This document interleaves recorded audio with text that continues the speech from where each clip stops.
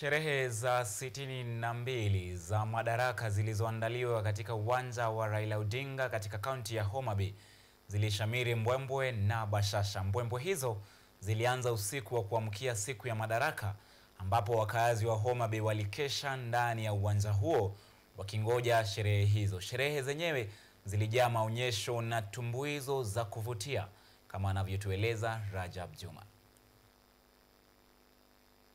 Ikiwa ndio mara ya kwanza katika historia ya kaunti hii ya Homa Bay kuweza kuandaa sherehe hii ya kila mwaka ya Madaraka, wakazi wa kaunti hii hawakuweza kuzuia hamu yao ya kufika katika uwanja wa Raila Odinga. Uga huu wenye uwezo wa kubeba zaidi ya watu 12,000 uliweza kujaa hadi pomoni tayari kwa sherehe za Madaraka.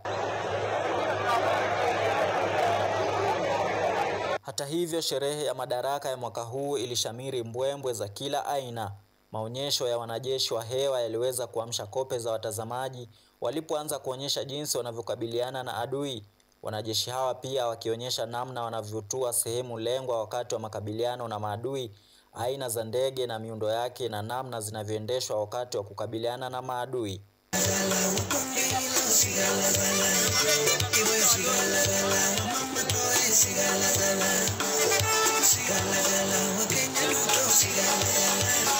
Vile sherehe hii ilishuhudia ubunifu wa hali ya juu, kuanzia kwa watoto 500 kutoka kwa shule 11 za gatuzi la Homa Bay waliotumbuiza kwa kutengeneza michoro ya mashua MV Homa Bay ikiwa kwenye ziwa Victoria, na hata kuchora samaki na kuwakilisha kauli mbiu ya sherehe hizi ya uchumi samawati kupitia kujipanga miili yao ugani humu.